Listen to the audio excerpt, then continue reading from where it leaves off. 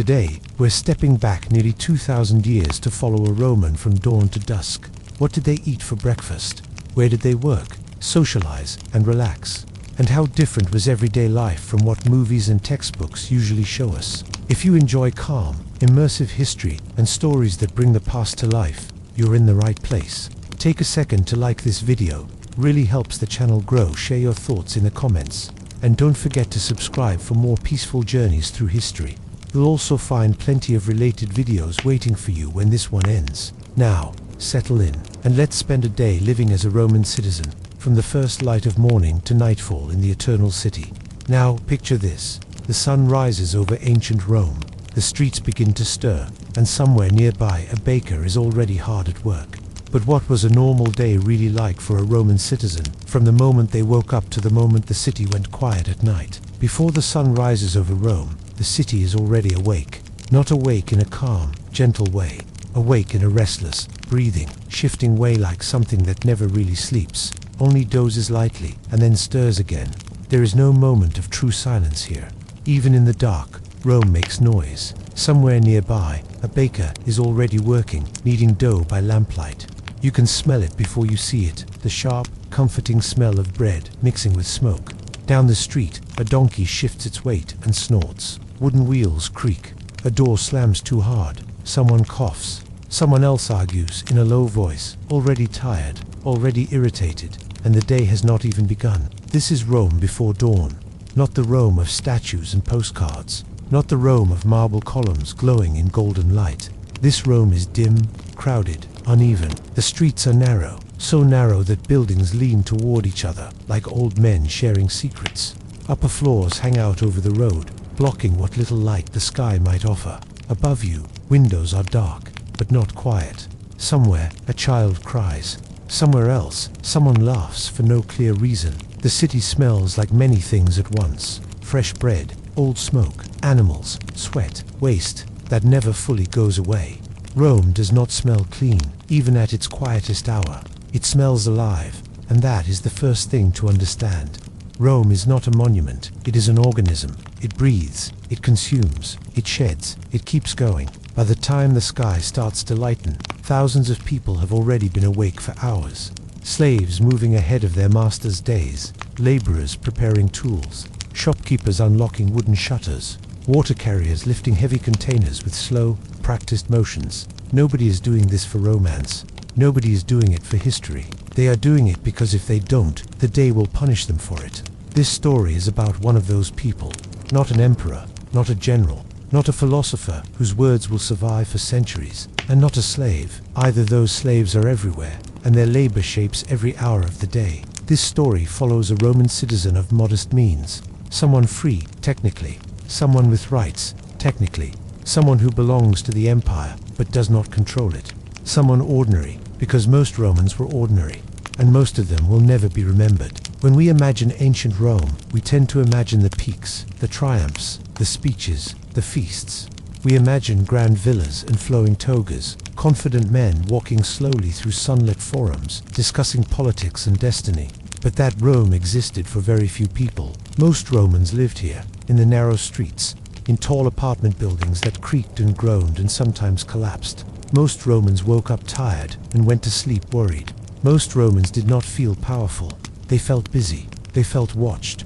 They felt replaceable. A full day in Rome was not about glory. It was about endurance. So, as the sky slowly shifts from black to deep blue and then to gray, we begin our question. What did a full day actually feel like? Not in theory, not in poetry, but in the body.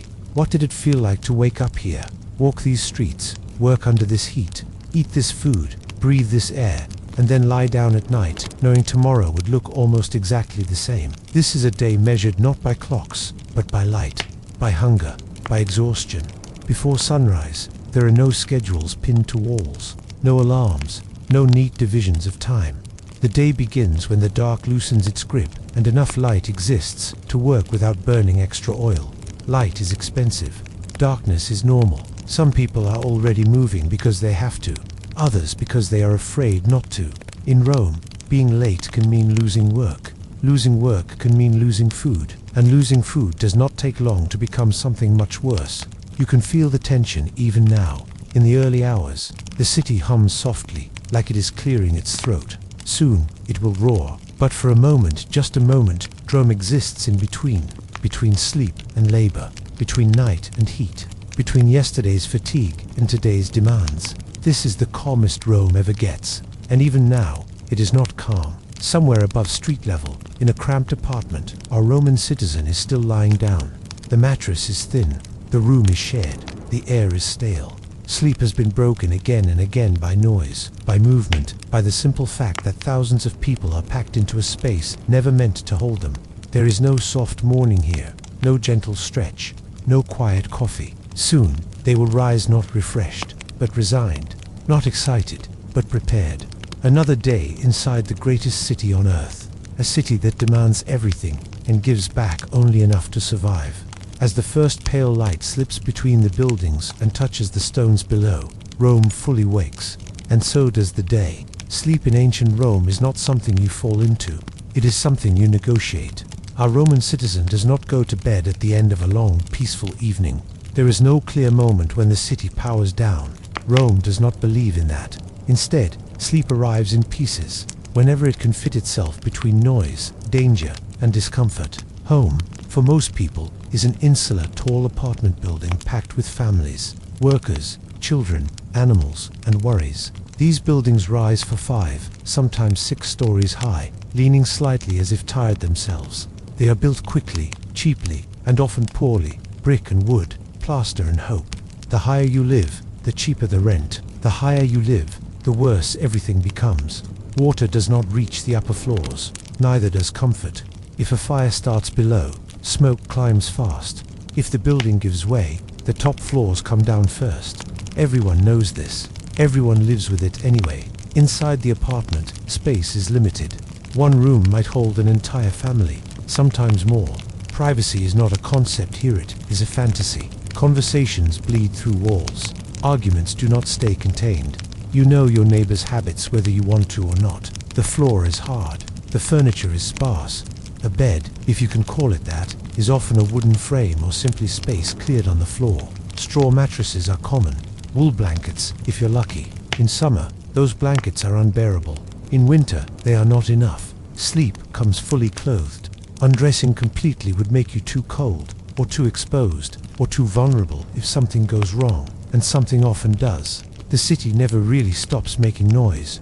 Even at night, carts rattle over stone streets, people shout, dogs bark, drunks sing.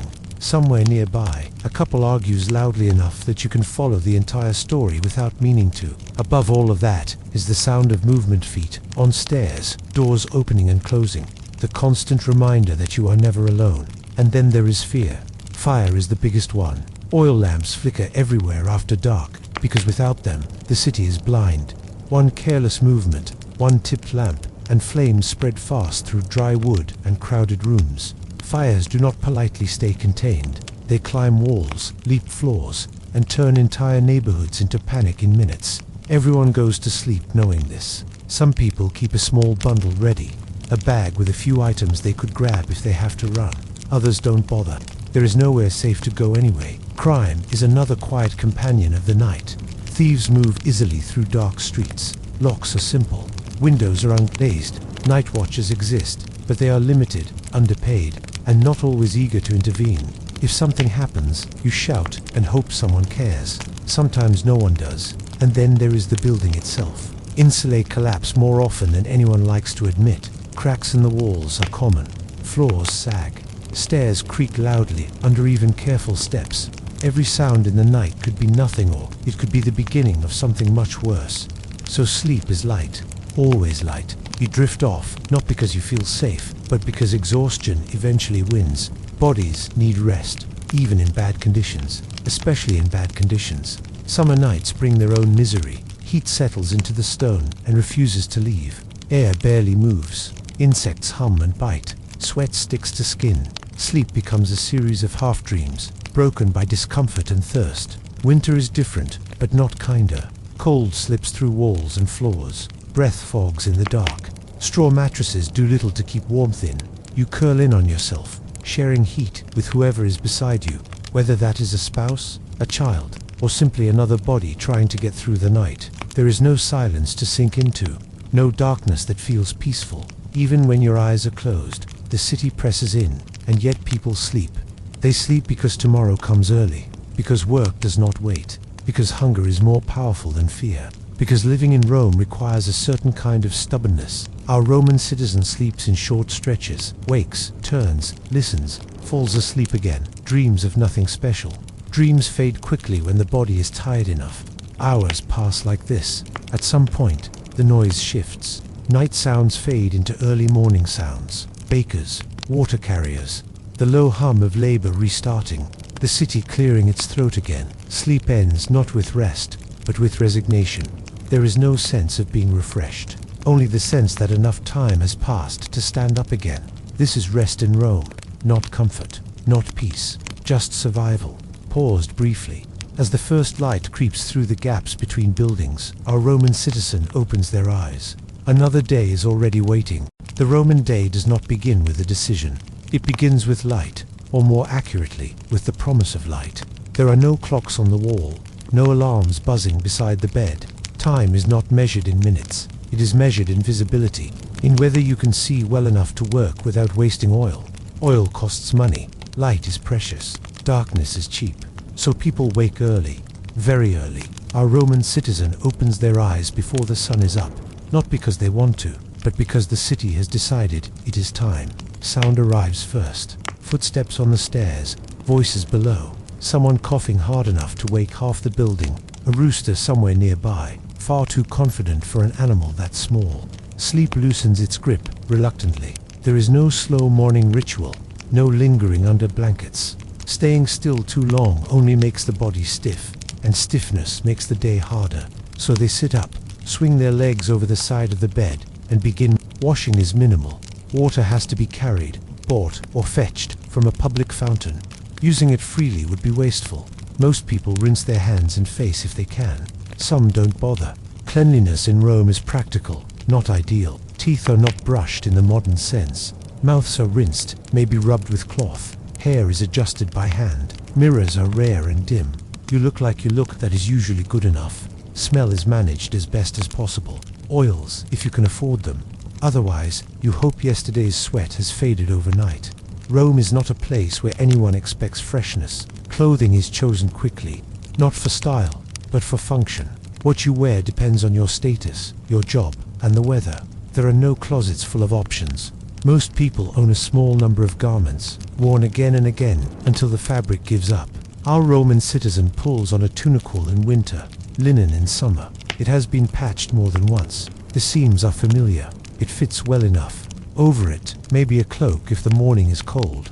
Footwear is simple. Sandals with worn soles, repaired until repair is no longer possible. Everything you put on your body in Rome tells a story. Who you are, what you do, how much you earn. People read it instantly. There is no hiding in a crowd when everyone knows what to look for. Outside, the sky is beginning to change. Not bright yet, just lighter, the color of stone before sunrise. The city is already in motion. Workshops open early because heat will make work unbearable later. Laborers want as many usable hours as possible before the sun turns cruel. Street vendors begin setting up, calling out to one another, claiming space that does not officially belong to anyone, but will be defended fiercely all day. Our Roman citizen steps into this flow without thinking too much about it. Thinking too much would only slow things down. There is no breakfast ritual waiting at home. Many apartments do not have kitchens. Fires indoors are risky, and space is limited. Food is bought outside or eaten cold. If there is time, there might be something small, a piece of bread from yesterday, an olive or two, maybe watered down wine if any is left. This first milliontaculum is not meant to satisfy. It is meant to keep hunger quiet long enough to work. Hunger is not an emergency yet. It is just a presence, familiar, manageable. The street is busier now. Light reveals what darkness softened. Cracked stones, narrow paths, evidence of the night that no one bothered to clean. You step carefully, because injuries happen easily here, and healing is slow. People move with purpose. No one strolls. Even those who appear relaxed are always heading somewhere. Time matters, not because of clocks, but because opportunity does not wait. Slaves hurry ahead of their owners' needs. Citizens hurry toward work. Children hurry to help or to stay out of the way. The city pushes everyone forward. There is a strange equality in this early hour. Rich or poor, nearly everyone is awake. The difference lies in where they are going and how heavy the day will be when it arrives. The sun finally breaks the horizon, just enough to send thin light down into the streets. Shadows stretch and then retreat. Colors return slowly. Brickstone, fabric, skin. With the sun comes heat, not yet oppressive, but promised. The day has officially begun. Our Roman citizen does not pause to admire it. There is no time. There is always something that needs doing, and Rome has very little patience for hesitation. Whatever work waits manual labor, a shop, an errand, a favor owed to someone else, it waits now, not later. The body adjusts automatically.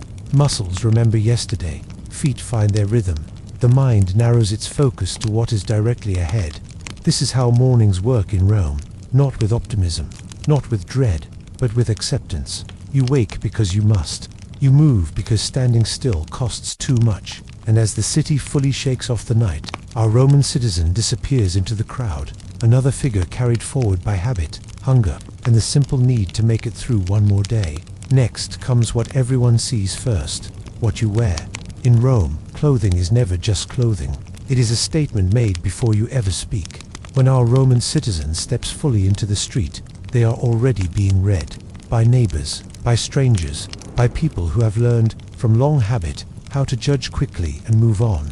What you wear tells Rome who you are allowed to be. The most common garment is the tunic, simple, rectangular, pulled over the head and belted at the waist. Most tunics are wool or linen, depending on the season. Wool itches, linen wrinkles. Neither is especially comfortable, but both are durable, and durability matters more than comfort ever does. A citizen's tunic usually falls to the knees. Shorter suggests manual labor. Longer suggests leisure, or at least the appearance of it. These details matter. People notice them even when they pretend not to. The fabric itself tells another story. Clean, bright cloth suggests money. Faded cloth suggests time. Stains suggest work. Repairs suggest necessity. A tunic patched at the elbow or hem is not shameful, but it is visible. Rome notices everything. Over the tunic, many wear a cloak, not because it looks impressive, but because mornings can be cold and evenings unpredictable. Cloaks block wind, hide wear, and double as blankets when needed. They are practical garments in a city that rewards practicality. Then there is the toga. The toga is famous, sculpted, celebrated, turned into a symbol of Roman identity. In real life, it is a burden. A toga is heavy, awkward, hot, difficult to clean. It restricts movement and requires constant adjustment. Wearing one correctly is a skill learned over time, usually with help. And yet, Roman citizens are expected to wear it in public, especially when conducting official business. Not everyone does, of course. Many avoid it whenever possible, but the expectation hangs there, quiet and judgmental. The toga is less about comfort and more about visibility. It marks you as a citizen, whether you enjoy that role or not. For our Roman citizen, the toga is not an everyday garment. It comes out for the forum, for legal matters, for appearances that require looking respectable. Most days, the tunic is enough. Footwear is equally revealing. Sandals are common. Leather straps, thin soles, repaired again and again. Walking on stone all day wears shoes down quickly, and new ones are expensive. Many Romans walk carefully, not out of politeness, but because a bad step could finish a sandal entirely. Bare feet are not unusual among the poorest, but they are noticed. Shoes mean participation. Shoes mean you belong in public spaces without explanation. Hair is kept simple. Styles exist, of course, especially among the wealthy, but most people do not have time to sculpt their appearance every morning. Hair is tied back, trimmed when needed, left alone otherwise. Beards come and go with fashion, but grooming is limited by tools and time. There is no expectation of looking new, only of looking appropriate. That is the key word in Rome. Appropriate. Too fine, and you invite suspicion. Too rough, and you invite dismissal. Dressing well enough, but not too well, is a skill learned slowly, often through embarrassment. Women face the same quiet rules. Their clothing signals family status, respectability, and restraint. Colors, fabrics, and coverage all matter. Standing out too much is risky. Blending in is safer. Everything about Roman clothing is public. You cannot hide your class. You cannot hide your profession for long. Even your body gives you away. Calloused hands, bent posture, sun-darkened skin. Rome reads these signs fluently. Our Roman citizen knows this without thinking about it. They adjust their tunic, tighten the belt, make sure nothing is obviously torn. It is not vanity. It is self-defense. Clothing also has to last. Washing is labor. Water is heavy. Soap is rare. Clothes are cleaned infrequently, often beaten, rinsed, dried, and worn again. Over time, fabric thins, colors fade, repairs accumulate like a visible timeline of survival. Nothing is wasted. When a garment can no longer be worn, it is cut down, reused, repurposed. Cloth becomes patches. Patches become rags. Rags eventually disappear into workspaces, kitchens, and cleaning tasks. Even then, nothing truly leaves the household. As the sun climbs higher, heat becomes an issue. Wool traps warmth. Cloaks are folded or slung over shoulders. Sweat appears quickly. There is no escaping it. Rome is a city built of stone, and stone holds heat like memory. People smell like people. That is normal. Perfumed oils exist, but they are luxuries. Some use them sparingly, others never at all. Smell is part of the environment. No one comments on it unless it becomes extreme. As our Roman citizen moves deeper into the city, clothing continues to do its quiet work. Doors open or close accordingly. Shopkeepers respond with interest or indifference. Officials glance, assess, and decide how much attention to give. All of this happens without words. Clothing is a language everyone understands. By mid-morning, the city is fully alive. The sun reflects off stone and plaster. The streets are crowded now, and the visual hierarchy of Rome is on full display. Senators in clean white togas, merchants in practical tunics, laborers with rolled sleeves, slaves marked by simplicity and posture. Everyone in their place. Our Roman citizen blends into this pattern, not invisible, but unremarkable. And in Rome, that can be an advantage. To be noticed too much is to attract trouble. To be overlooked is to move freely. With clothes settled and identity declared, there is nothing left to prepare. The body is dressed. The role is clear. Now comes the problem that never goes away for long. Hunger, and the small, quiet decisions made to keep it at bay. Hunger in Rome is not dramatic. It does not arrive suddenly. It does not demand attention right away. It is simply there. Our Roman citizen wakes with it already present, a low pressure somewhere behind the ribs. Not painful yet, just insistent. A reminder that the body expects something, even if the city cannot always provide it. Breakfast, if it happens at all, is called ientaculum. That sounds formal. It isn't. There is no table set neatly by a window, no steaming dish placed carefully in front of you. Morning food in Rome is small, quick, and forgettable by design. It is meant to keep you moving, not to make you happy. For many people, ientaculum is bread. Dense, coarse bread, often dark, often hard, sometimes stale. Wheat quality varies, and so does luck. You eat what you can get. If the bread is very hard, you dip it in water or wine to soften it. Teeth are precious. You don't waste them on stubborn crusts. If you are lucky, there are olives. Salty, sharp, strong enough to distract the mouth for a moment. If you are luckier still, there might be cheese. A small piece, nothing fancy, enough to remind you what fat tastes like. Wine appears early in the Roman day, but not the way we imagine it. It is watered down heavily. Strong wine is saved for later, or for people who can afford to be careless. In the morning, wine is closer to flavored water, safer to drink than many fountains, and familiar enough not to feel strange. This is not indulgence, it is routine. Many apartments do not have kitchens. Open flames indoors are dangerous, especially in crowded buildings made partly of wood. Cooking, when it happens, often happens outside at shared hearths, street stalls, or small shops that sell prepared food. So breakfast is usually bought, not made. Street vendors know this. They are awake early, setting out baskets of bread, jars of olives, small portions of food meant to be eaten on the move. Prices change depending on supply, demand, and mood. You learn which vendors are fair and which ones take advantage when they can. Our Roman citizen stops only if they can afford to. Money is counted quietly, coins are few. Every purchase is weighed against what the rest of the day might bring. Work is uncertain. Wages are not guaranteed. Spending now could mean going without later. Sometimes, breakfast is skipped entirely, not as a statement, not as discipline. Just because there is nothing there, hunger becomes background noise, like the sound of the street. You learn how to ignore it. You learn how to move with it instead of fighting it. Fighting takes energy, and energy costs food. Malnutrition is common, though no one calls it that. Bodies are thin. Growth is stunted. Illness lingers longer than it should. Teeth decay. Bones ache earlier than expected. This is not considered a crisis. It is considered life. Children grow up knowing hunger well. They learn early how to eat slowly, how to save part of something for later, how to recognize the difference between being hungry and being truly desperate. Adults do the same, just with better acting. Our Roman citizen eats quickly if they eat at all. There is no time to linger. The street is already crowded. Work waits. Hunger can wait too, at least for now. Food is not pleasure in the morning. It is fuel, and sometimes fuel is optional.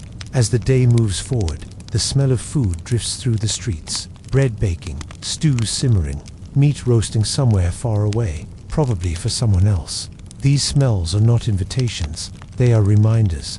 You smell what you may not eat. This is one of the quiet cruelties of the city. The wealthy eat differently, that is obvious.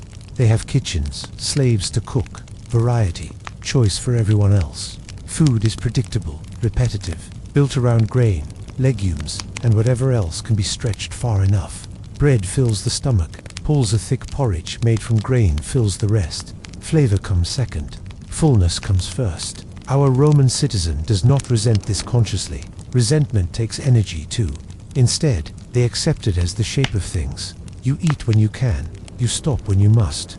You hope the next meal arrives before hunger sharpens into weakness. As the morning progresses, the body adjusts. Hunger dulls slightly as movement increases. Muscles warm. Focus shifts to work. Food becomes a problem for later.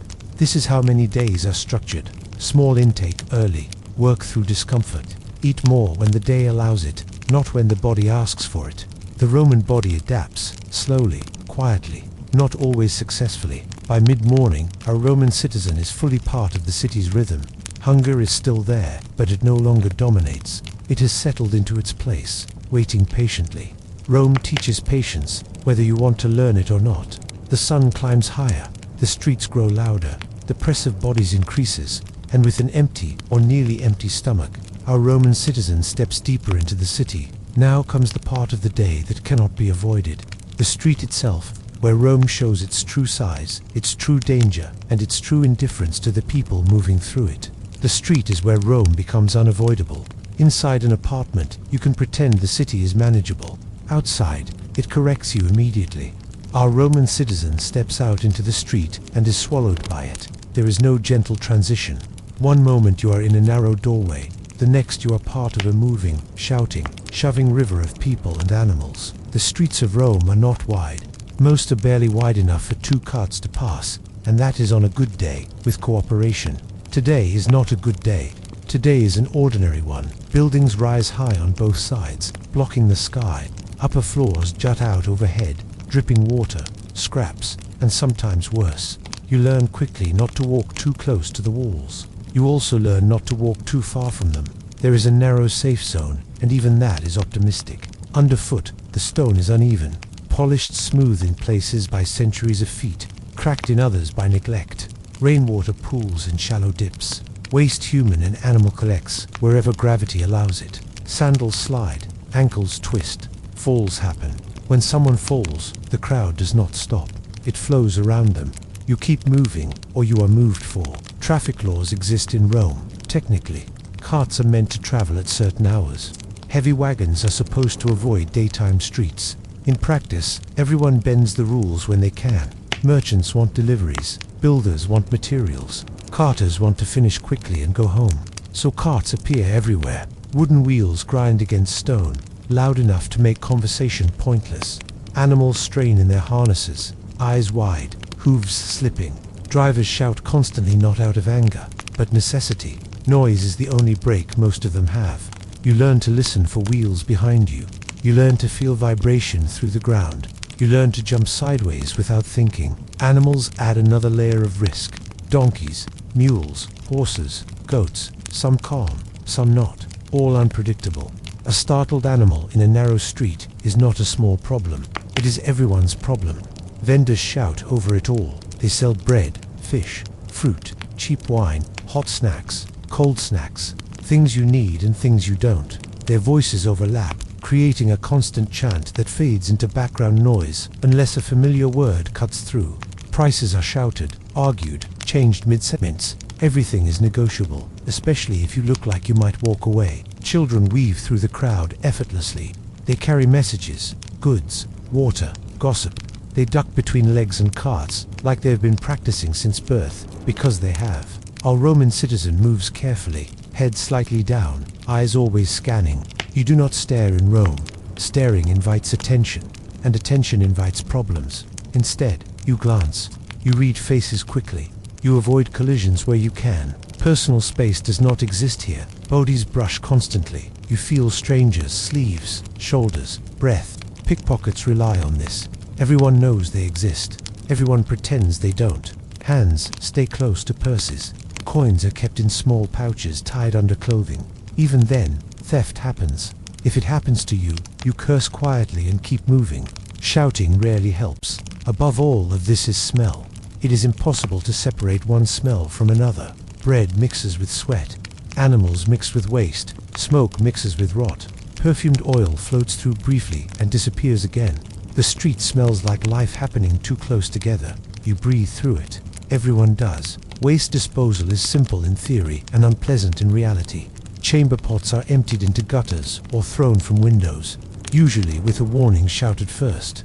Usually you listen for that warning. You learn the words early. Water flows through channels cut into the stone, carrying everything downhill. Fountains provide fresh water, but reaching them means waiting in line, negotiating space, and carrying heavy containers back through this same chaos. Time on the street is tiring. Even walking a short distance demands attention. There is no zoning. Workshops open directly onto walkways. Tools swing. Sparks fly. Goods spill out. A single careless step can end a workday or worse. Injuries are common. Medical care is limited. A twisted ankle can mean lost wages. Lost wages can mean hunger. Everyone knows this chain well enough not to say it out loud. Our Roman citizen reaches an intersection where the street widens slightly. This is as close to open space as most neighborhoods get. The crowd thickens here. People slow down. Tempers shorten. Someone shouts. Someone laughs. Someone argues loudly about a debt that everyone else pretends not to hear. The city does not stop for conflict. It absorbs it. Moving through Rome is not about speed. It is about survival. About choosing when to push forward and when to pause. When to give way and when to hold ground. You develop a sense for it over time. Newcomers struggle. Locals flow. Our Roman citizen is a local. They know which streets to avoid at certain hours. They know which shortcuts save time and which ones invite trouble. They know how to read the mood of a crowd and adjust accordingly. Still, there is always risk. A falling object, a runaway cart, a sudden fight, a fire starting somewhere unseen. Rome is a city where danger does not announce itself politely. As the sun climbs higher, heat begins to press down. Stone reflects it upward. Air thickens. Sweat becomes constant. Thirst follows close behind. The street does not care. It demands attention, patience, and energy, whether you have them or not. By the time our Roman citizen reaches their destination work, the forum, an errand for someone else, they are already tired, not exhausted, just worn down slightly, like a tool used too early in the day. And this is only the beginning. The street has delivered them where they need to be. Now Rome expects something in return. Work. Work in Rome does not begin with ambition. It begins with necessity. Our Roman citizen arrives at their place of work already warm, already slightly tired, already aware that the body they rely on is also the thing most likely to fail them. There is no safety net waiting underneath today. There never is. Work in Rome comes in many forms, but security comes in almost none of them. Some people are artisan shoemakers, potters, metalworkers, carpenters. Others are clerks, messengers, scribes, shop assistants. Many work in small stalls that open directly onto the street, blurring the line between labor and public life. The workday starts early because it has to. Heat will slow everything later. Light will disappear sooner than you expect. For those paid by the day, there is a quiet anxiety that never fully leaves. If work is available, you take it. If it is not, you wait. Waiting does not pay. Waiting still costs food. There are guilds, associations of workers, but they are not unions in any modern sense. They offer identity, sometimes mutual aid, sometimes social standing. They do not guarantee wages. They do not protect against injury. They do not stop someone else from taking your place tomorrow. And there is always someone else. Slaves work beside free citizens constantly, often doing the same tasks, often doing them for no wages at all. Their presence keeps wages low and expectations high. A free worker who complains too loudly is easy to replace. Our Roman citizen knows this. Everyone does. So you show up. You keep your head down. You work steadily. You do not ask for more unless you are sure you can afford to lose what you already have. The work itself is physical, even when it looks simple. Standing all day on stone floors, lifting, reaching, repeating the same motions until muscles burn and then go numb. Tools are basic. Ergonomics is not a concept. If something hurts, you adjust or you endure. There are no formal breaks. You pause when work allows it, when the person in charge turns away, when your hands need a moment to stop shaking. Water is sipped carefully. Too much means another trip to a fountain. Too little means dizziness later. For shopkeepers, the street never stops watching. Customers wander in and out. Prices are argued loudly. Every sale matters. Every wasted hour is noticed. Competition is fierce, often operating right next door. For laborers hired by the day, there is a constant awareness of time. The sun climbs. Shadows shorten. At some point, the body will slow whether you want it to or not. You push through anyway, because slowing down looks like weakness, and weakness costs opportunities. Injuries are common. Cuts, burns, crushed fingers, twisted joints. You treat them yourself if you can. Bandage, rest when possible. Pray it heals quickly. Serious injury can end a livelihood overnight. There is no compensation, no insurance. If you cannot work, you do not earn. If you do not earn, you do not eat. Illness is worse. Fever spreads easily in crowded cities, so do infections. A few days of sickness can undo months of careful budgeting. Many people work while sick because the alternative is worse. Coughs echo through workshops. Sweating bodies keep moving. The smell of work settles into everything. Leather, metal, dust, smoke, sweat. By mid-morning, it clings to skin and clothing. Washing it out later will be difficult, if it happens at all. Still, there is a strange pride in work. Not pride in advancement, there is little of that, but pride in competence, in being useful, in knowing a craft well enough to be trusted. Rome respects skill, even if it does not reward it generously. Our Roman citizen focuses on the task in front of them. Focus makes time pass faster. Focus dulls hunger. Focus keeps thoughts from wandering toward what could go wrong. Occasionally, conversation breaks out. Short exchanges, complaints about prices, jokes about customers, rumors about politics that feel distant from the reality of sore backs and dirty hands. Laughter appears briefly, then disappears again. Work is not joyless, but it is rarely joyful. By late morning, the heat becomes noticeable. The air thickens, movement slows slightly, tempers shorten. Mistakes happen more easily now. A dropped tool, a miscounted coin, a harsh word said too quickly.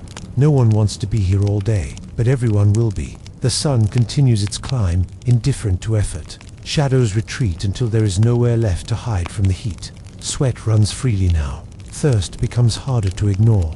Our Roman citizen keeps going, because stopping is not an option, because work without security is still better than no work at all, and because in Rome, survival is not dramatic, it is repetitive. As the day pushes toward its hottest point, the rhythm of labor begins to change. Movements slow. Pauses stretch a little longer. People glance upward, gauging the sun without meaning to. Midday is coming, and with it, a brief uneasy truce between the body and the work it has been forced to do since dawn. By late morning, everything in Rome seems to point toward the same place. The Forum, streets angled toward it. Conversations drift toward it. Rumors are pulled into it and stretched thin by repetition. Even people who have no business there end up nearby, drawn in by noise, curiosity, or the simple fact that many errands pass through its edges. The Forum is the heart of Rome, but not a gentle one. It is loud, dusty, crowded, always performing. Our Roman citizen enters it the way most people do, with caution. You don't rush into the Forum unless you want to be noticed. And being noticed here can be good or very bad, depending on who is doing the noticing. The space opens up compared to the surrounding streets. Columns rise, temples loom, Statues watch silently. This is the Rome people remember. The Rome carved into textbooks and imagination. But standing here, it feels less impressive and more overwhelming. Voices bounce off stone. Dozens of conversations overlap. Legal arguments are being shouted, not spoken calmly. Lawyers gesture dramatically, not always because the case demands it, but because an audience is watching. There is always an audience. Citizens gather to file petitions, settle disputes, or simply observe. Justice in Rome is public, and that means it is also theatrical. If you can speak well, if you can perform confidence, you gain an advantage. If you cannot, you hope the law notices you anyway. Often, it does not. Our Roman citizen might be here for something simple. A document, a witness, a favor owed, or maybe nothing official at all. Sometimes you come just to listen. Information moves through the forum faster than anywhere else. News of prices, laws, grain distributions, upcoming games, it all passes through mouths before it ever reaches stone inscriptions. Politics lives here too, though most people experience it as something distant. Senators in clean white togas glide through, surrounded by clients and assistants. They look unhurried, untouched by the dust and sweat clinging to everyone else. Power in Rome is visible, but rarely reachable. You watch speeches you cannot influence. You hear decisions made by men who will never know your name. Voting exists, technically. Participation exists, technically. But influence belongs to those with money, lineage, or patrons, strong enough to bend outcomes quietly. So most citizens watch. Watching is safer than speaking. The forum is also where favors are exchanged. Quiet conversations happen in the shade of columns. Promises are hinted at, not spoken aloud. Someone might help you now, but you will owe them later. Everyone keeps track, even if they pretend not to. Our Roman citizen moves carefully, eyes forward, ears open. You do not interrupt, you do not stare. You learn how to linger without looking lost. Corruption is not hidden here. It is woven into the fabric of daily life. Bribes change hands discreetly. Cases stall until the right person is paid attention. Justice bends more easily than stone. This is not shocking to anyone present. It is expected. Crowds gather around anything that resembles spectacle. A heated argument, a famous speaker, a public shaming. Rome enjoys drama, especially when it is not happening to them. Someone is always being humiliated. Someone else is always watching, relieved it is not them today. Merchants set up at the edges of the forum, selling food, writing materials, small goods. Business continues alongside politics because life cannot pause just because laws are being discussed. Our Roman citizen might grab a drink here, water if they can find it, wine if they need the edge taken off the noise. Hunger is still present, but manageable. The next real meal is later. As the sun climbs higher, the forum grows hotter. Stone reflects heat upward. Shade becomes valuable territory. People shift positions slowly, like pieces on a board no one fully controls. Arguments grow shorter. Tempers flare more easily. Patience thins. The forum is where Rome tells itself stories about order and power. But standing in the middle of it, what you mostly feel is pressure. Pressure to behave correctly. Pressure to know your place. Pressure to not say the wrong thing to the wrong person. For our Roman citizen, the forum is something to pass through, not conquer. You take what you need, if you can, and you leave before it takes something from you. When business is finished or when there is nothing more to gain by staying, you step back toward the streets. The noise fades slightly. The air feels marginally more breathable.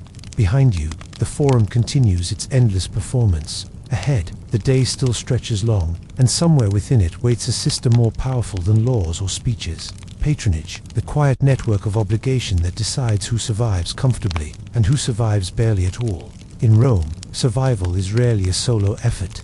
No matter how skilled you are, no matter how hard you work, there is always something standing between you and stability. A permit, a favor, a signature, a legal decision that could go either way depending on who notices you and who doesn't. This is where patronage comes in. Patronage is not written into law the way taxes are. It does not appear on official maps, but it shapes daily life more than almost anything else. It is the quiet system running beneath the public one, deciding who gets help and who gets ignored. Our Roman citizen understands this well. Somewhere in the city, they have a patron, or they are trying to keep one, or they are trying not to lose one. Very few people can afford not to. A patron is someone with more influence than you. More money, more connections, more reach. In exchange for their protection or assistance, you offer loyalty, public support, and availability. You show up when called, you speak well of them, you vote how you're expected to vote, when that matters. It is described as a relationship built on mutual respect.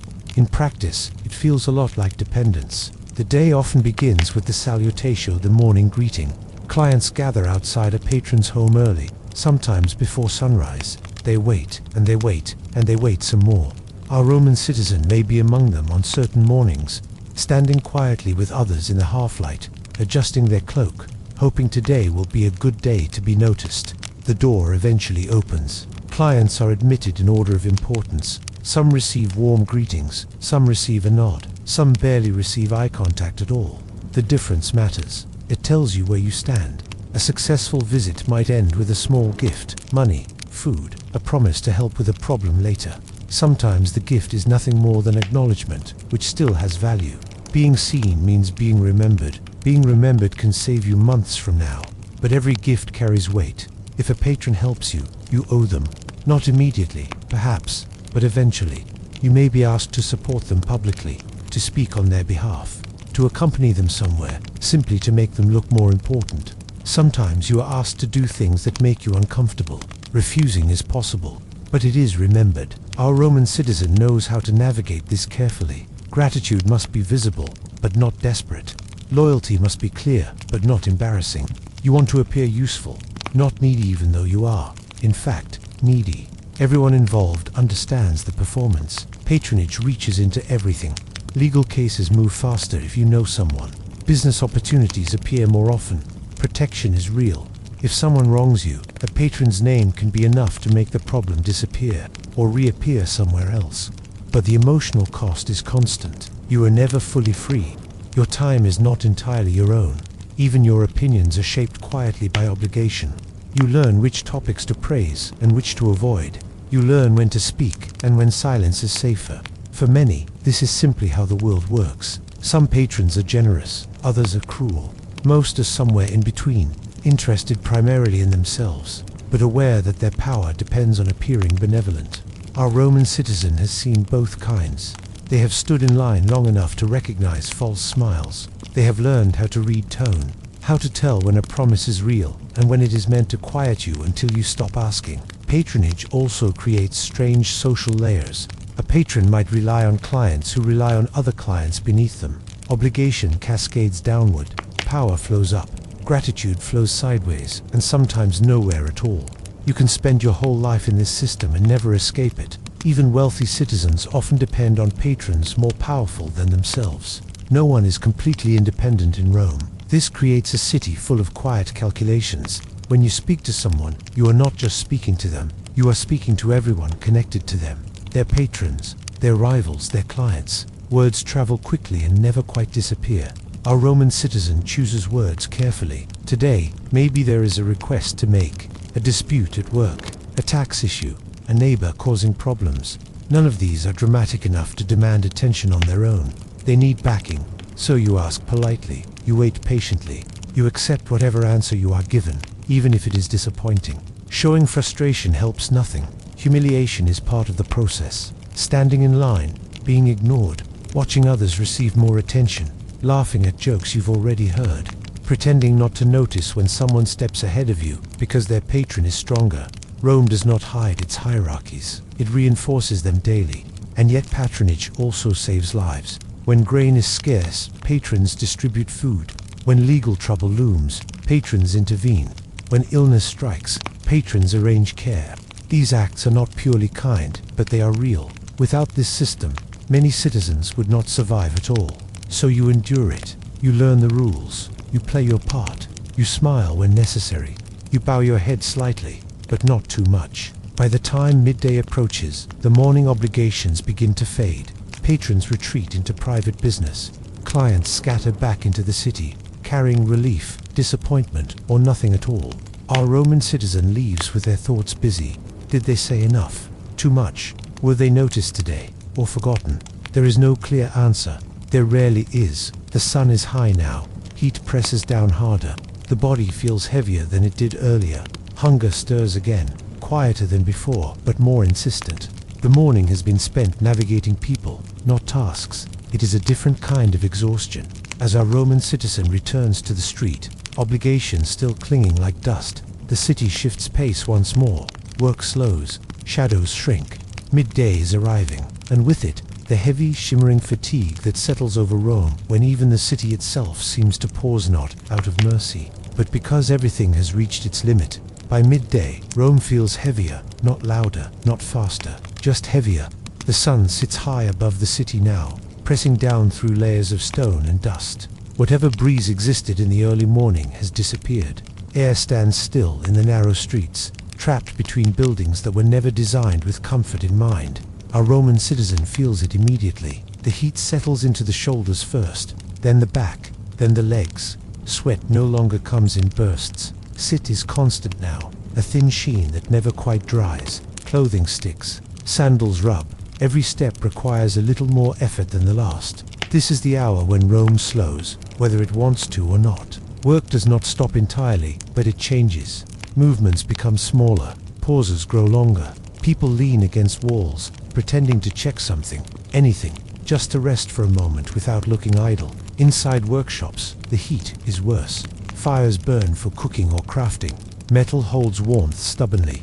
Air thickens with smoke and dust. Breathing feels shallow, not because there isn't enough air, but because drawing it in feels like work.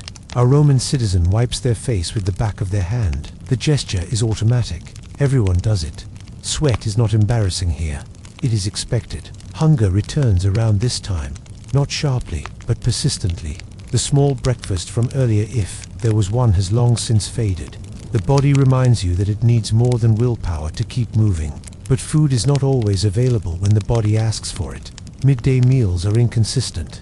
Some people eat something small, others wait. Work determines the schedule more than hunger ever does. If there is a pause, it is brief. A piece of bread, a handful of legumes, water, if you're lucky. Wine, watered down enough to dull thirst without dulling judgment. Eating too much now would make the heat harder to bear later. So you eat just enough. Rome does not reward excess. The streets at midday feel different. Still crowded, but slower. Tempers are shorter. Arguments start more easily and end less cleanly.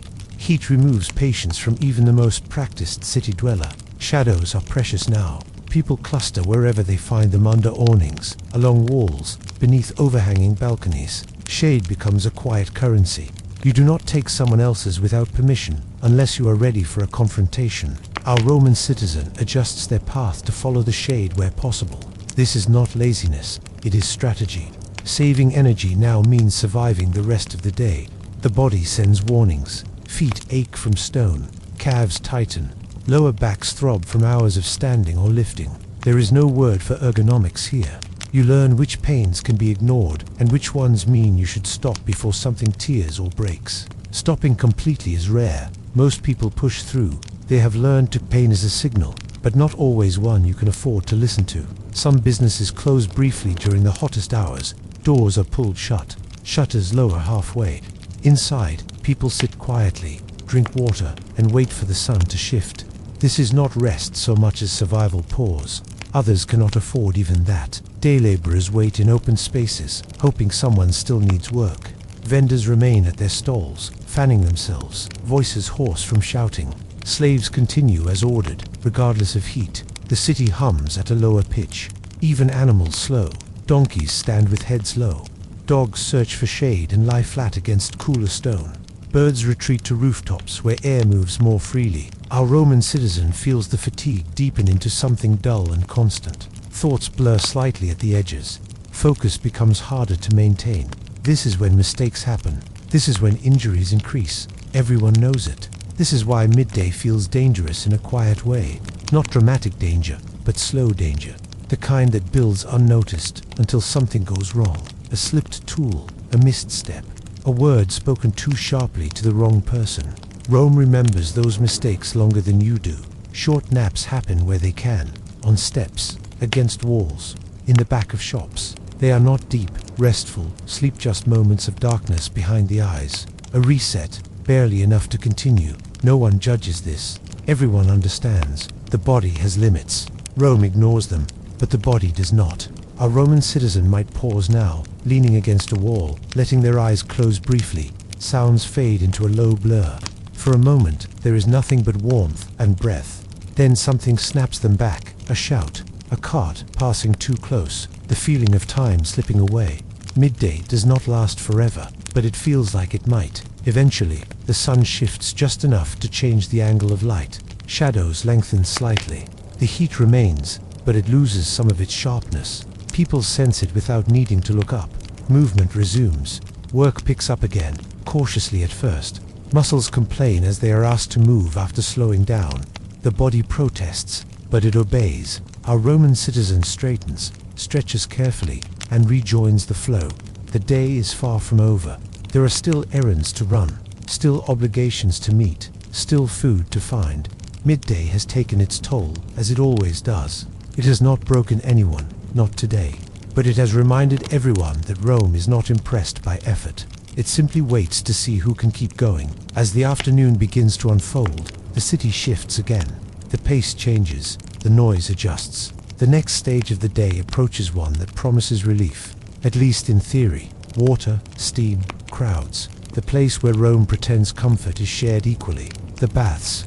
After leaving the baths, our Roman citizen steps back into the city streets. The air is thick with the fading heat of the afternoon, but it no longer presses down in the oppressive way it did at midday. Still, the city has not let up. Rome does not pause simply because the sun has shifted. The next phase of the day is quieter than the morning frenzy, but it is no less essential. Errands. And in Rome, errands are not small luxuries, they are survival.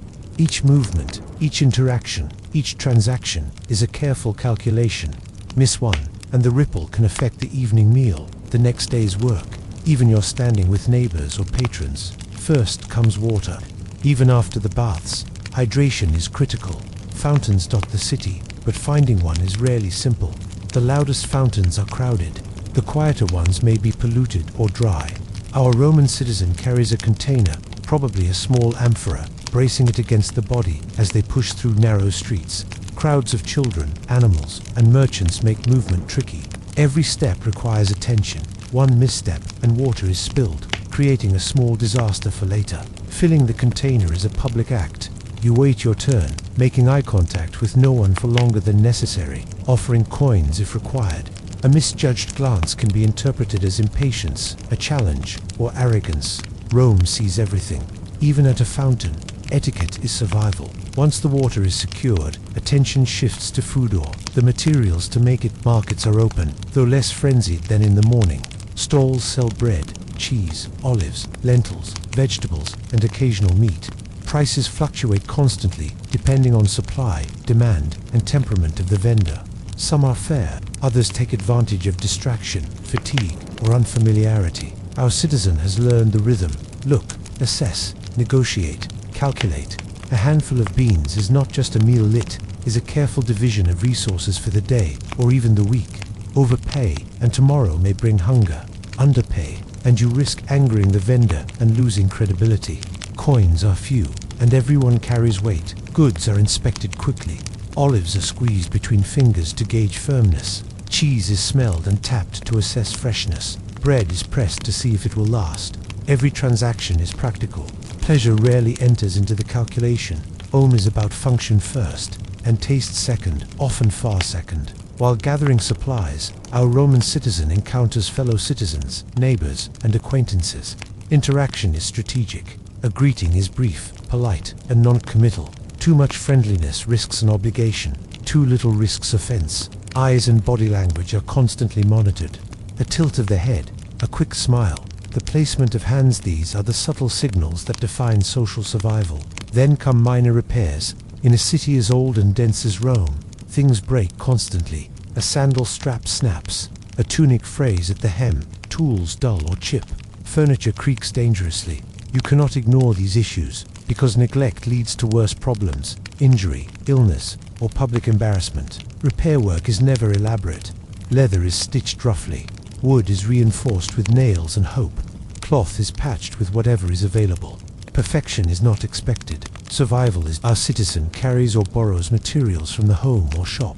Even this is a negotiation. Coins, favors, or simple trust are needed to secure what is not owned outright. Rome's bureaucracy also intrudes in the afternoon.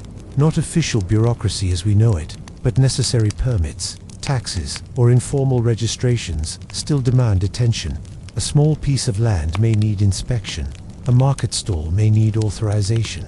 A debt may be called in. Legal and civic obligations are layered quietly over survival tasks, often interrupting errands at inopportune moments. Failure to meet them can have immediate consequences: a fine, public shaming, confiscation, or simply social ostracism. Our Roman citizen navigates this with care, keeping a mental ledger of who expects what and when.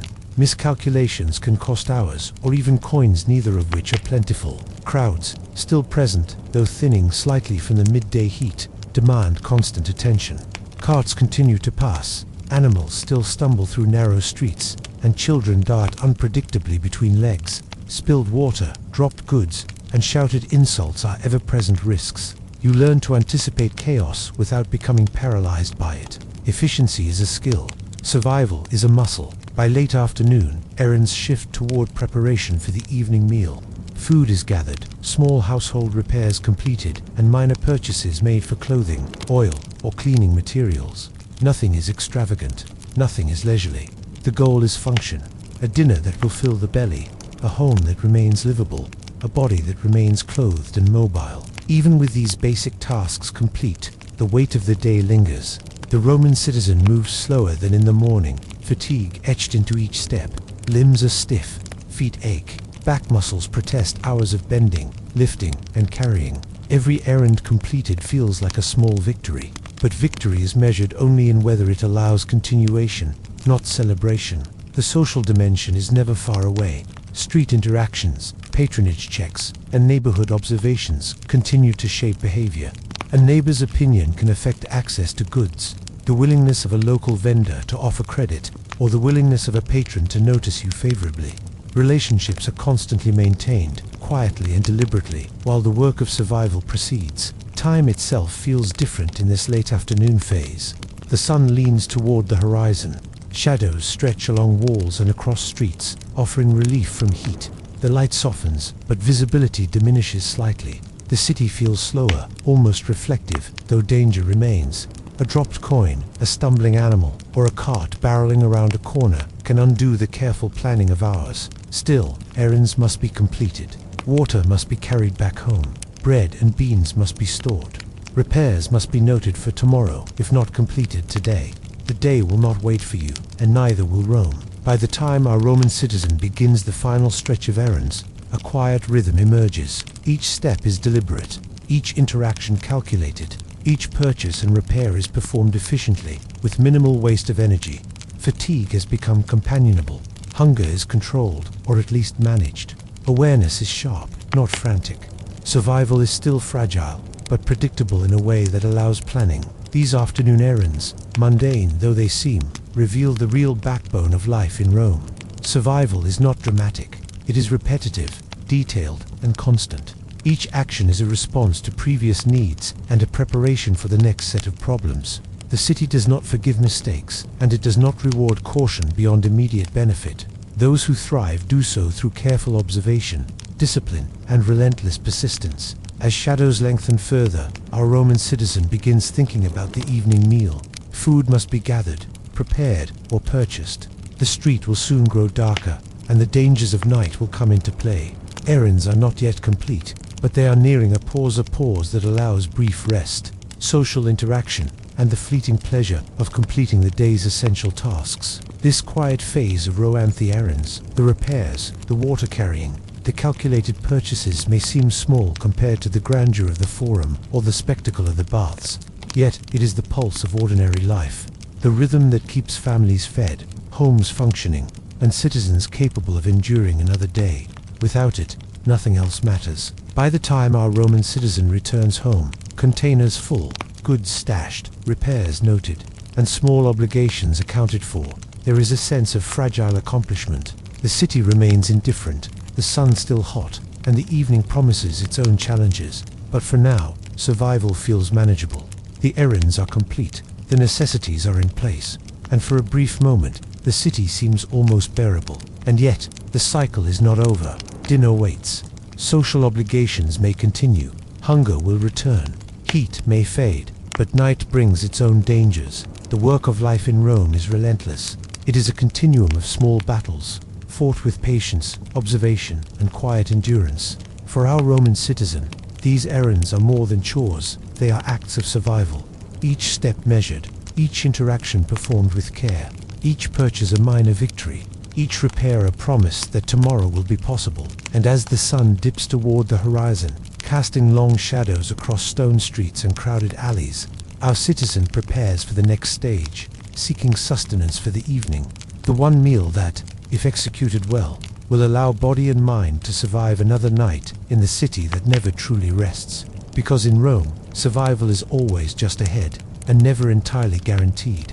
By mid-afternoon, the baths begin to call, not with sound, but with promise. Relief from sweat, relief from dust, relief from the constant friction of bodies and stone and noise. For a Roman citizen, the baths are not a luxury reserved for special occasions. They are woven into daily life, part hygiene, part social obligation, part psychological reset. Our Roman citizen approaches the bath complex with tired limbs and guarded optimism. From the outside, the structure is imposing. High walls, broad entrances, columns that suggest order and abundance. Inside, however, the experience is less serene than the architecture implies. The baths are crowded, always. Men enter in groups or alone. Voices echo off tiled walls. Laughter mixes with arguments. The air smells of damp stone, oil, sweat, and faint traces of perfume. It is not clean in the modern sense, but it is cleaner than the street, and that matters. Clothing comes off quickly. Modesty here is practical, not moral. Everyone is naked or nearly so. Differences in status are visible immediately, written into bodies. Some are well-fed, smooth-skinned, confident. Others are scarred, thin, marked by labor. No one comments aloud. The baths flatten society in appearance, but not in reality. You still know who outranks whom. You still watch your words. Equality exists only from a distance. Our Roman citizen begins in the warm rooms. Muscles loosen slowly, reluctantly. The heat penetrates deeper than the sun ever could. Shoulders sag, backs straighten. The constant tension carried since dawn eases, just enough to notice it had been there at all. Conversation flows here more freely than in the forum. People talk about business, gossip, politics, rumors, prices, upcoming events. Nothing said is truly private, but the noise offers plausible deniability. Words can disappear into steam. You listen carefully. Information gathered in the baths is often more useful than anything heard in public speeches. Who is struggling? Who is rising? Who might need help or offer it? Our Roman citizen nods at familiar faces, exchanges a few words, avoids others. Social navigation continues even here, stripped of togas but not consequences. Oil is applied next. Slaves, if you have once scraped skin with a strigil, removing dirt and sweat in long practiced strokes. If you do not, you do it yourself, awkwardly reaching places that ache from the effort. The scraping stings slightly, especially over old blisters or healed cuts. Cleanliness is not gentle, it is functional. Then comes the hottest room. The caldarium steam thickens the air. Breathing becomes deliberate. Skin flushes deep red. Pores open. Sweat pours freely again. But this time it feels purposeful, chosen. Some people linger too long, chasing the illusion that heat alone can fix what years of labor have done. Others step out quickly, dizzy, humbled. Our Roman citizen stays just long enough to feel loose, but not long enough to feel weak. You learn these limits with experience. Ignore them, and the baths punish you quietly. The cold plunge comes last. Shock hits instantly. Breath catches. Muscles seize for a heartbeat before releasing. The water steals heat aggressively, leaving the body lighter, sharper, briefly renewed. For a moment, the day resets. Emerging from the water, our Roman citizen feels almost human again. Not rested, not healed, but restored enough to continue. Afterward, people lounge, sit, talk, dry slowly. Oil is reapplied to protect skin from cracking later. This is when social hierarchies reassert themselves more clearly. Patrons speak, clients listen, deals are hinted at. You do not linger too long unless invited. The baths are restorative, but they are also dangerous in their own way. Words overheard can travel. Eyes remember who stood beside whom. Associations form quietly. Our Roman citizen finishes, dresses, and steps back outside. The light has shifted. Shadows stretch longer now. The worst heat of the day has passed, leaving behind a heavy warmth that feels manageable. The baths have washed off the day's grime, but not its weight. Still, for the first time since morning, movement feels easier, breath feels fuller, muscles respond without protest. The afternoon waits. There are still obligations to fulfill, still places to be, still food to acquire before night closes in. But now, at least, the body is willing to cooperate. And in Rome, that is never guaranteed. As the city begins its slow descent toward evening, another rhythm takes hold, one built around gathering, eating, and the fragile comfort of familiarity. The day turns toward home, toward dinner, toward whatever rest the night is willing to offer. Evening in Rome is a quiet negotiation between hunger, time, and light. For most citizens, it is the one meal of the day that allows a bit of breathing room, if only for a short while. Breakfast was small or non-existent. Lunch was often hurried or skipped entirely. Now, as the sun leans low, shadows stretch long, and the day's heat softens, the stomach begins to demand attention. For our Roman citizen, planning this meal is a practical exercise, not a culinary adventure. Taste is secondary. Nutrition and satiety come first. Food is fuel, and fuel must last until tomorrow. If the citizen has a small garden, a neighbor with extras, or some leftover provisions from earlier purchases, it will determine the menu. Bread is the foundation, stale or fresh. It makes up the bulk of the meal. Pulse, a simple porridge made from wheat or barley, may accompany it if grains are available. Legumes, lentils, chickpeas, beans offer protein, though in modest portions. Meat is rare. Even fish is a luxury, confined to wealthier households or those living close to the Tiber. Cooking, for those who have the means, is a process constrained by space, fuel, and heat. Many insulae have little more than a small hearth or portable brazier. Firewood or charcoal is expensive and limited. Flames must be managed carefully. Smoke can fill apartments with no ventilation, and even a small fire carries the constant threat of disaster in these crowded buildings. For our citizen, preparation may involve improvisation. A pot of water heated over a small flame, bread warmed on a stone, beans simmered slowly, oils and herbs, if they can be afforded, are added for flavor. Garlic, onions, and vinegar are common. Everything is calculated. Too much oil makes a small portion feel heavy. Too little water makes the porridge dry. Timing is essential, because daylight is fading, and cooking after dark is dangerous. Street food may supplement what can be cooked at home. Vendors sell hot bread, olives, small fish, and sometimes cheap sausages. These are convenient but carry their own risks. Overcooked or undercooked, poorly stored, sometimes stale. Buying from a street vendor also demands social skill, negotiating price, assessing quality at a glance, keeping coins hidden and secure. It's a skill our citizen has honed over years of necessity. The act of eating itself is a public ritual, even when performed privately. Families often eat together in cramped spaces. There is little room for privacy, and very little for indulgence. Everyone sits close, sharing both space and the limited food available. Children take the portions they can, often asking for more before elders have even finished. Conversation is minimal, because energy is low and attention is needed to eat efficiently. Hunger is not dramatic in Rome, it is constant, a quiet undercurrent that shapes behavior. Eating too fast risks indigestion.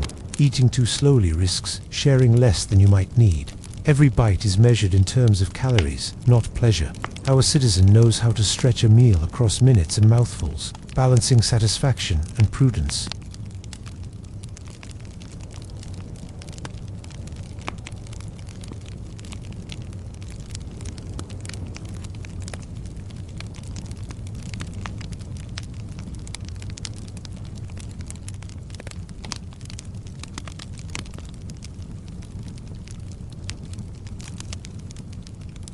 Meals are eaten with tools appropriate to circumstance. Wooden spoons, small knives, and occasionally hands. Plates may be clay, metal, or wooden. Everything is functional. Presentation is minimal. Spills are corrected quickly. Children learn early. One misstep can mean less food or a reprimand. Sharing extends beyond the immediate household. In insulae, neighbors may borrow ingredients, exchange bread, or split portions of meat. Obligations from patronage sometimes extend into the kitchen. A small gift of food from a patron can supplement what is available, reminding the citizen that dependence continues even in private spaces. Gratitude is expressed quietly, but deliberately. Too little, and relationships strain. Too much, and dignity erodes. The act of eating is punctuated by awareness. You chew not only for sustenance, but with the knowledge of tomorrow's scarcity. You swallow with the understanding that firewood must be saved, coins must be counted, and children will need care. Every bite is contextual, a transaction between energy gained and energy expended. Conversation, when it happens, is deliberate. Stories are shared, advice is given. Warnings about the streets, markets, or upcoming civic obligations are exchanged. Gossip circulates quickly. A neighbor who is ill, a stall that has raised prices, a patron whose mood has soured. Information is as nourishing as food, sometimes more so. Evening meals carry psychological weight. They are moments of relative control in a city that offers little. The citizen decides what to eat, how much to serve, and how to manage resources for the following day. A successful meal reinforces a sense of agency, temporary, fragile, but deeply needed. Yet the city outside does not rest. Shadows lengthen, but noise continues. Animals move through streets, carts still traverse alleys, and the threat of fire, theft, or dispute lingers. Our citizen eats with awareness, understanding that comfort is provisional. Relaxation is measured in seconds. Children finish eating first, either content with what they have or restless for the next activity. Adults often eat slower, conscious that leftover portions may be needed for breakfast or for a neighbor in need. Sharing is practical. Waste is a luxury Rome does not permit. Even crumbs are salvaged if possible. The taste of food is often secondary to its function. Bread may be hard, porridge watery, and beans bland. Olives are salty. Vegetables may be overcooked or sparse. Yet, amid these limitations, there is subtle satisfaction, warmth, fullness, and the knowledge that the body is temporarily replenished. For this, our Roman citizen offers quiet thanks, both internal and, occasionally, to the gods. The evening meal also carries social lessons. Eating together reinforces family bonds. Small conversations maintain alliances. Watching who takes what, who gets seconds, and who complains or remains silent teaches patience, hierarchy, and strategy. Food is as much about power and observation as it is about survival. Once the meal concludes, preparation for the next day begins, sometimes immediately. Leftovers are stored carefully, if they exist. Cooking utensils are cleaned or at least scraped. If washing water is scarce, any spills are corrected. Crumbs are gathered. Even small actions now prevent larger problems tomorrow. Rome is a city where negligence compounds quickly. By the time the citizen rises from the meal, the sun has mostly set. Light fades rapidly, forcing reliance on oil lamps or torches, if any remain. Shadows deepen. Evening is the transition into another set of dangerous thieves, fire, structural instability, and neighborhood disputes, but also into small pleasures, quiet conversation, storytelling, or simple rest. The act of eating, mundane as it seems, has done more than nourish. It has allowed for reflection, planning, and brief psychological reprieve. It has reminded the citizen that survival is ongoing, but achievable in measured steps. Hunger has been momentarily appeased. Energy has been restored enough for the next phase. Entertainment, social connection, or preparing for sleep. And yet, the meal is always provisional. The next hunger waits patiently, as do the endless demands of the city. Rome never forgets. It does not reward moderation.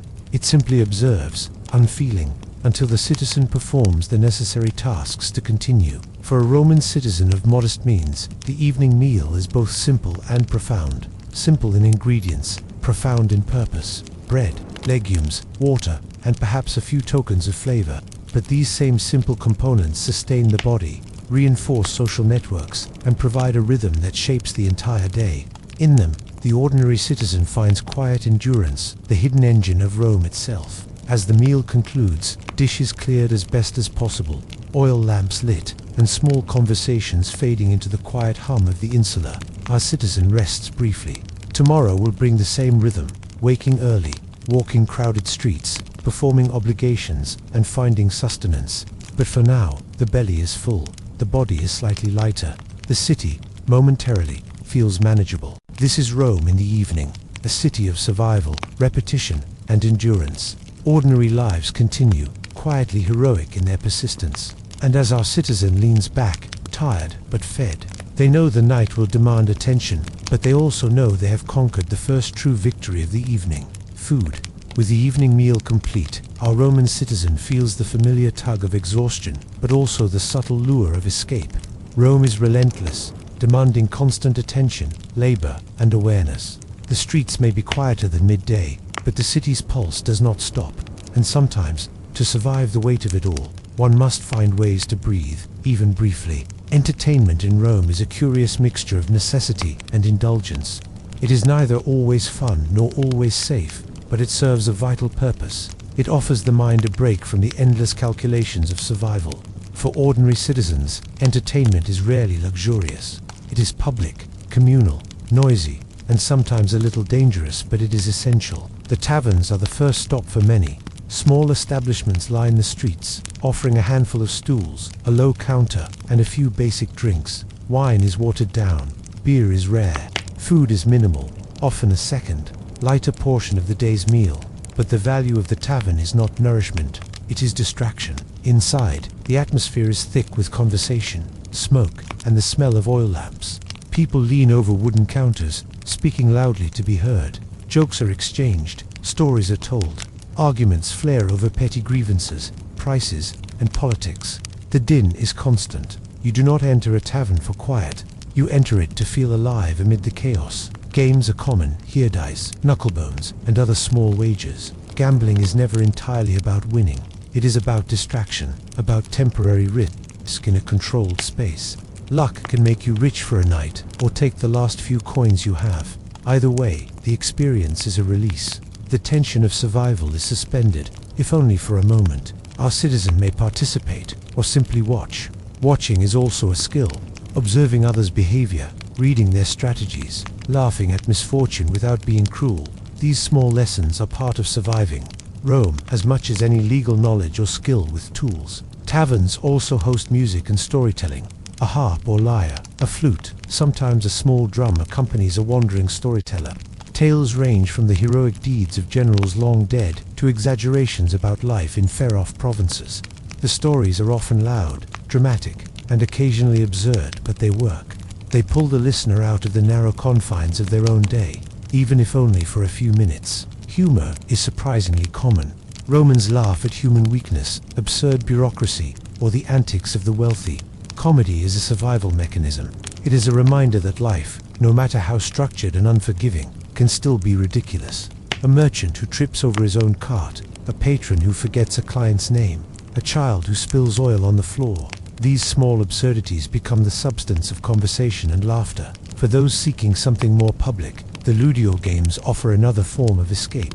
Gladiatorial contests, theatrical performances, or chariot races are rare treats for citizens of modest means. But the city often subsidizes tickets, especially during festivals. Even a small chance to watch spectacle provides a sense of participation in Rome's grandeur without requiring wealth or status. Spectacle is also a reminder of hierarchy. Wealthy spectators are elevated on benches, closer to the action, more comfortable. The common citizen stands or sits on hard stone.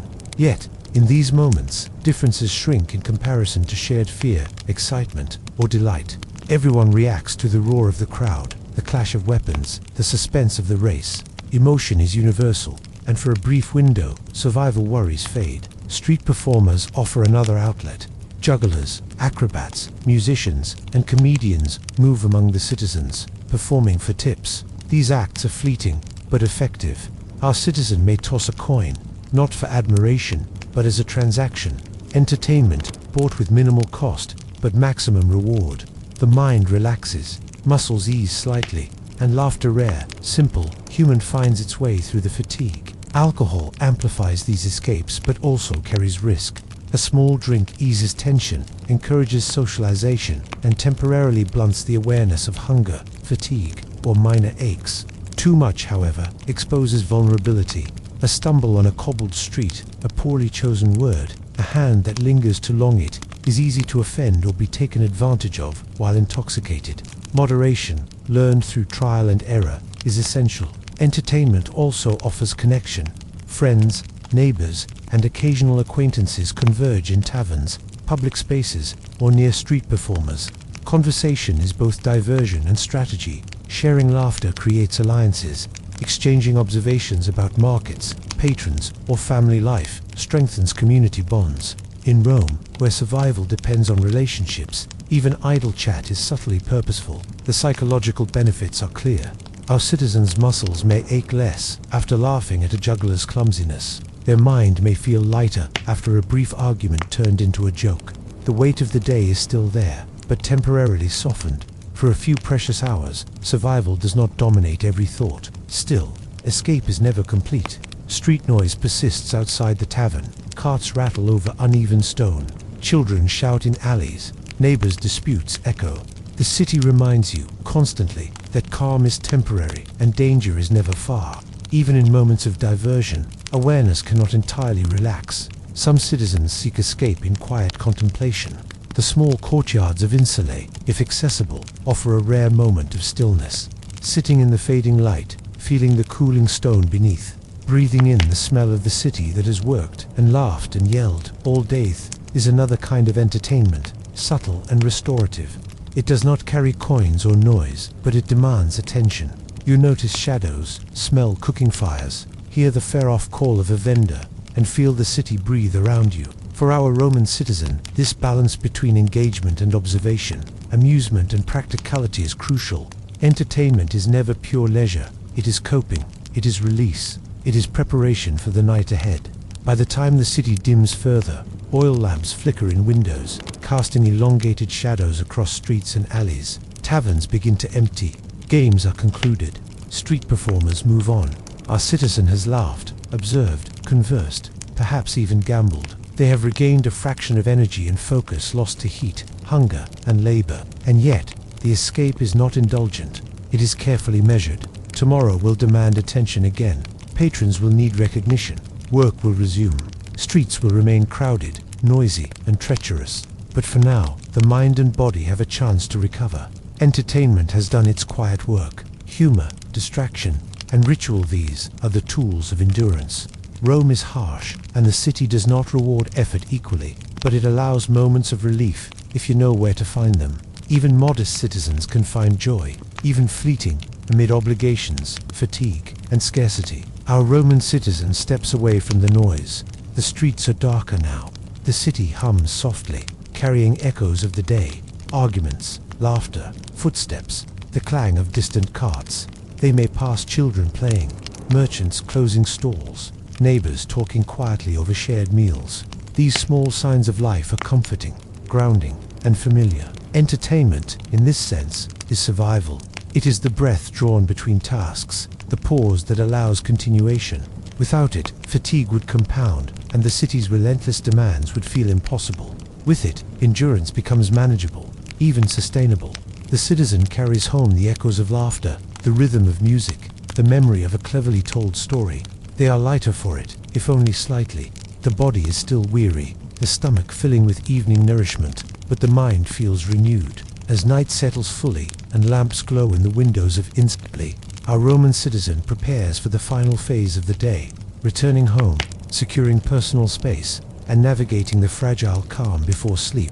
Entertainment has served its purpose. It has allowed laughter, distraction, and reflection.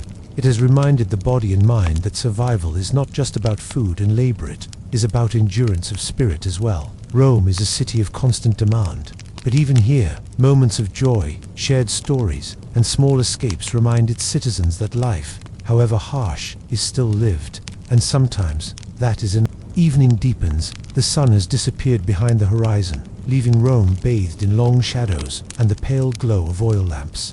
Our Roman citizen, having eaten and found brief respite in the streets and taverns, begins the slow journey home. Returning home in Rome is never simple. Streets are narrower at night. Lanterns flicker and cast uneven pools of light. Carts still rattle over the uneven cobblestones. Animals wander unpredictably, and children chase one another, laughing loudly. Every step requires awareness. Fatigue from the day-long errands, the heat, the baths, and the walks presses down, making missteps more likely. But alertness remains essential. Home is not necessarily a sanctuary. For most ordinary citizens, dwellings are small, crowded, and shared with multiple families or tenants. Insulate these multi-story apartment buildings are cramped, with thin walls, rickety staircases, and shared courtyards. Privacy is minimal. Noise is constant. Even at the end of a long day, silence is a rare gift. Inside, the citizen is greeted by the familiar chaos of domestic life. Children are still awake, perhaps playing quietly or squabbling over small toys or scraps of food. Neighbors may visit briefly, checking in, asking for favors, or dropping off small portions of provisions. Every interaction carries subtle weight. Courtesy is maintained, but vigilance is required. Relationships, even small ones, are currency. The evening meal, recently consumed, has provided temporary relief, but responsibilities continue. Clothes may need washing or repairing.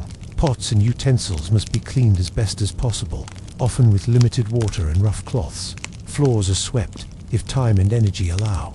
Even minor tasks are essential. Neglect can lead to discomfort, disputes, or accidents later. Children demand attention, if only briefly.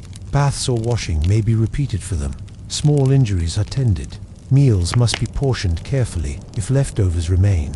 Instruction and correction take place quietly, as loud reprimands could disturb neighbors. Each action is deliberate, shaped by both care and fatigue. Evening brings social expectations. Patrons may still require acknowledgement letters delivered, brief visits, or expressions of gratitude. Obligations to neighbors continue, a favor returned, a message delivered, a small errand run. Our citizen navigates these tasks with weary precision, balancing duty with personal exhaustion. Lighting is sparse. Oil lamps provide weak illumination, enough to see but not enough to fully brighten spaces. Shadows lengthen across walls, creating shifting patterns that make familiar spaces feel slightly unfamiliar.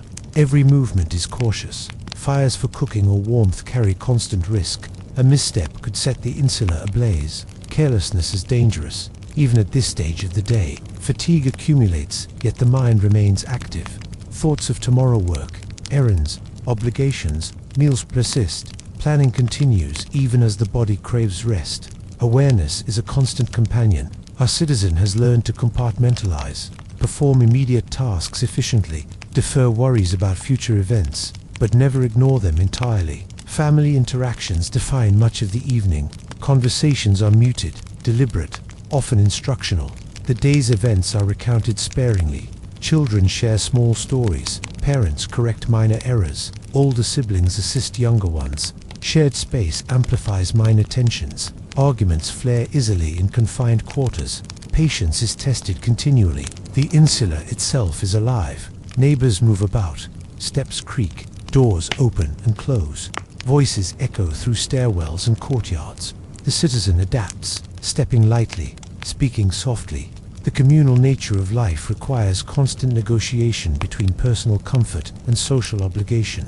Sleep is coming, but it must wait until the household reaches a shared rhythm. Food preparation for tomorrow may begin even now. Dough for bread, beans for cooking, or small portions of leftover meals may be set aside. Tools and utensils are cleaned or repaired. Clothing is prepared. Every small act is calculated to ease the burden of the following day. The citizen knows the effort invested now reduces future stress, but it also prolongs activity, delaying rest. Noise continues. Conversations in neighboring apartments, the occasional bark of a dog, the distant shout of a street vendor closing for the night all create a backdrop that prevents full relaxation. The citizen has adapted to this, but fatigue makes each sound more noticeable, more intrusive. Patience is tested subtly, persistently. By now, the body is heavy with exhaustion. Limbs ache from hours of standing, walking, lifting, and bending. Hands are calloused from labor. Feet throb from endless hours on stone streets.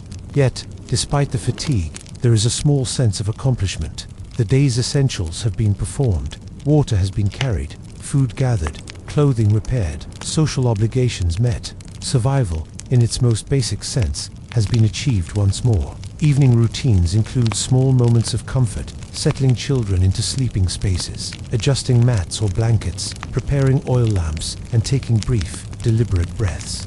These are tiny rituals of security, signaling the transition from activity to rest.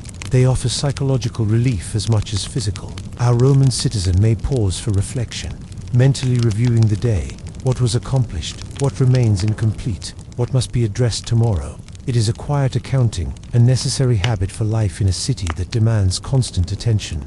Satisfaction is modest, small victories matter, even if unremarkable, but it is enough to sustain motivation for the cycle to continue. By late evening, oil lamps flicker, casting long shadows across walls. The city outside grows quieter, though never silent. Step outside the doorway, and distant voices, the occasional cart, and animals moving through alleys remind the citizen that the urban organism never fully rests. Within the apartment, attention shifts toward rest. Mattresses, if they exist, are prepared.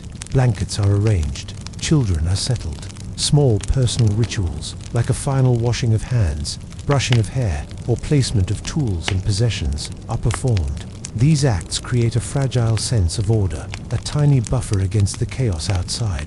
The citizen may take a moment of quiet, sitting or lying down briefly, appreciating the relative calm. This pause is essential, psychologically restorative, and marks the transition from surviving the day to enduring the night. Awareness remains, but tension eases. Body and mind can relax slightly in preparation for sleep. However fragile and interrupted that rest may be, family, neighbors, and household companions begin settling as well.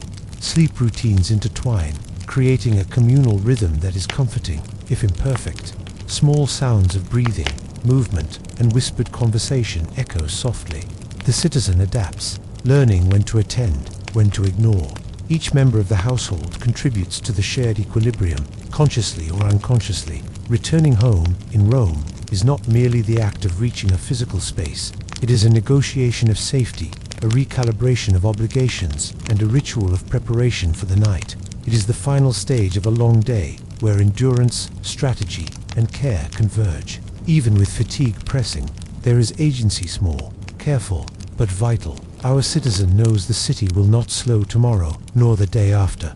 But in this moment, they have secured a fragile victory. They are alive, provisions are in place, and shelter has been reached. The evening, with all its minor challenges and shared spaces, has been navigated successfully.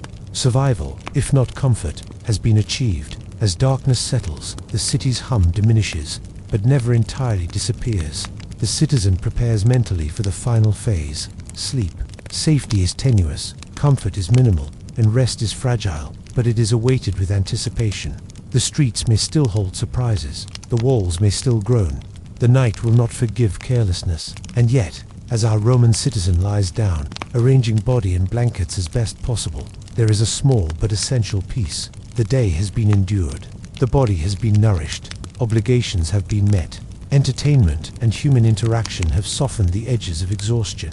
In this quiet moment, the citizen can almost forget the city's relentless demands. Almost sleep will come.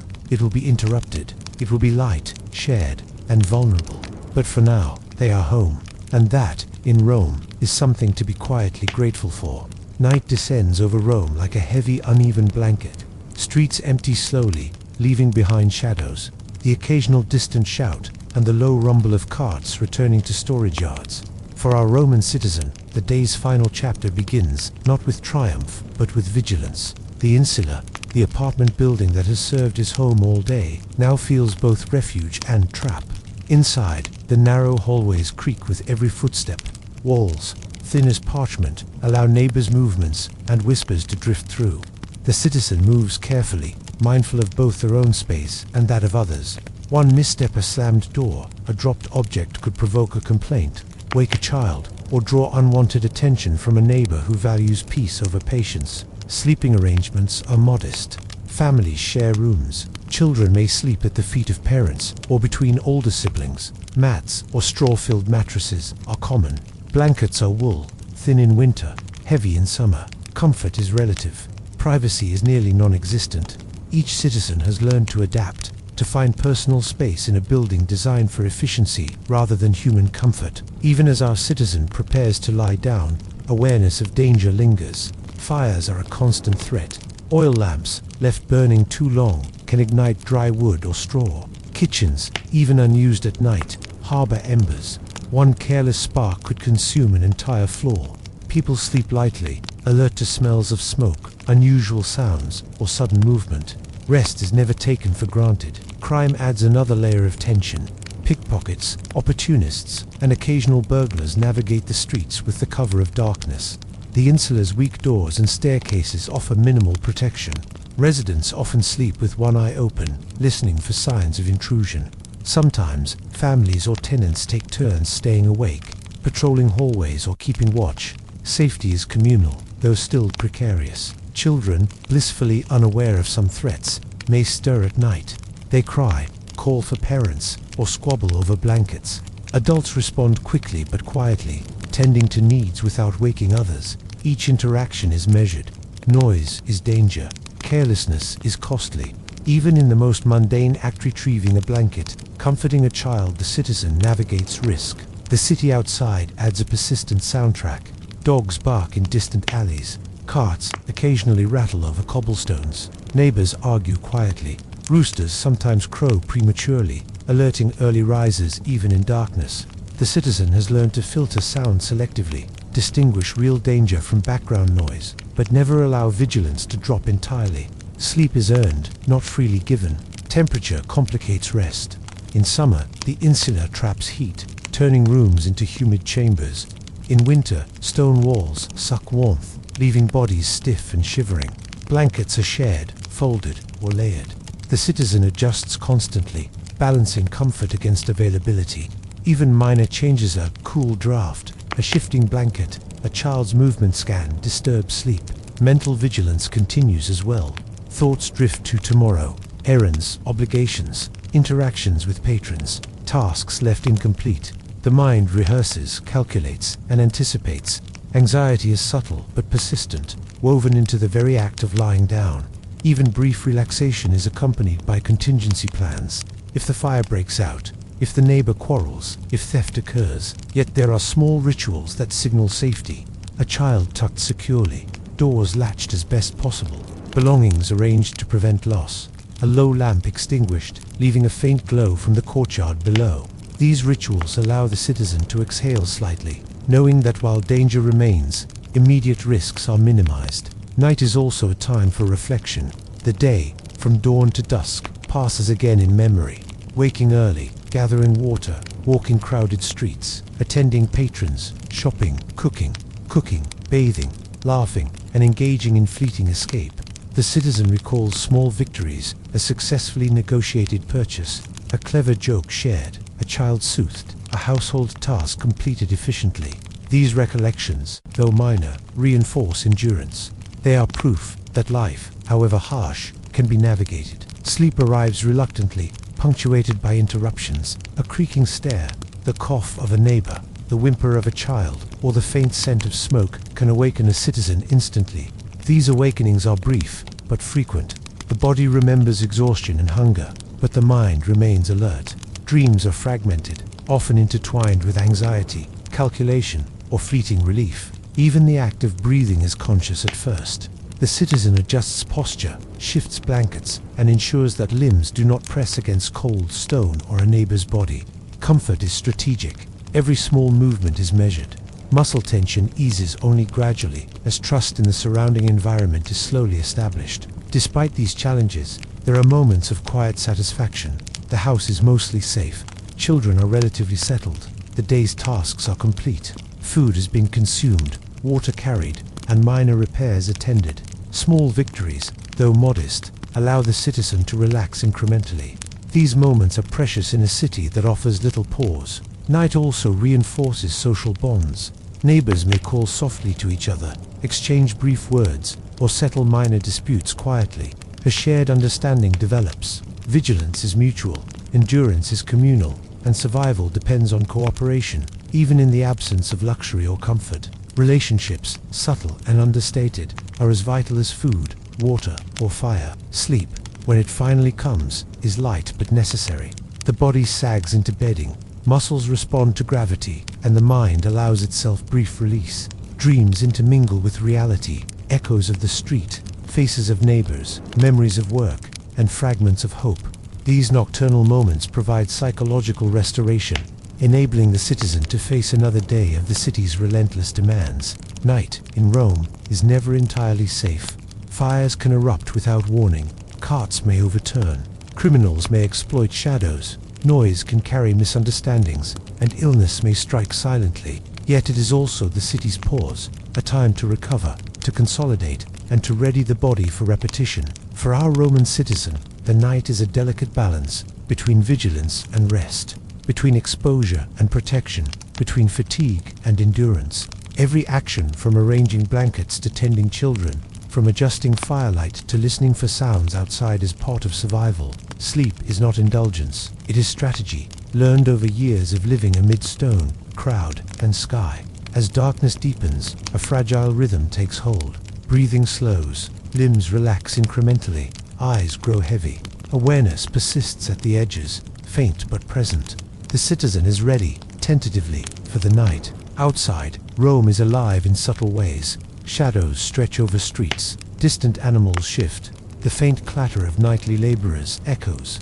And yet, within the insula, temporary calm prevails. The city's pulse continues, but the citizen has carved a pocket of endurance, a fragile domain of relative peace. And so, the night stretches on. Sleep is neither deep nor uninterrupted, but it is sufficient. The city waits beyond walls and windows.